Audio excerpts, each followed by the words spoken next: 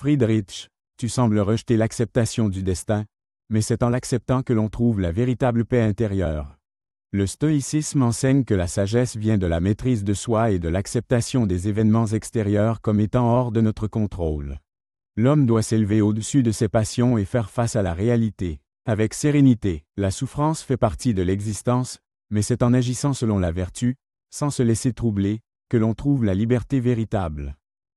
Marc, tu prônes la résignation. Moi, je dis que l'homme ne doit pas se contenter d'accepter son destin, mais le dépasser. Il doit affirmer sa volonté, transcender ses limitations. La vie est faite pour être vécue intensément, pour s'affirmer dans toute sa grandeur. Ce n'est pas dans l'acceptation passive que l'on trouve la liberté, mais dans l'acte de se redéfinir, de créer ses propres valeurs et de surmonter les obstacles. C'est par la lutte et la volonté de puissance que l'on se réalise pleinement. Mais tu sous-estimes l'importance de l'équilibre intérieur, Friedrich. Chercher sans fin à se dépasser crée un vide insatiable. La sagesse, c'est d'accepter ce que l'on ne peut changer, de cultiver la paix intérieure face aux épreuves.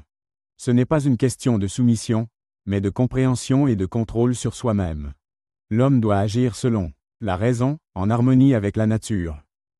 L'harmonie que tu évoques, Marc, est une forme de passivité. L'homme véritable ne doit pas chercher à s'harmoniser passivement avec le monde, mais à l'affronter, à le transformer.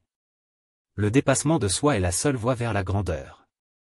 Ce n'est pas la tranquillité qui définit un grand homme, mais sa capacité à s'imposer au monde, à s'affirmer contre les normes et à redéfinir sa destinée.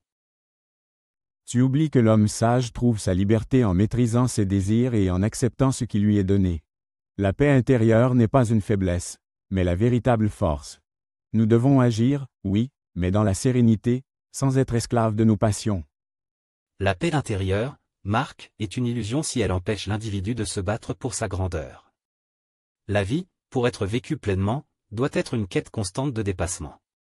Celui qui accepte tout sans lutter n'est qu'un spectateur de sa propre existence.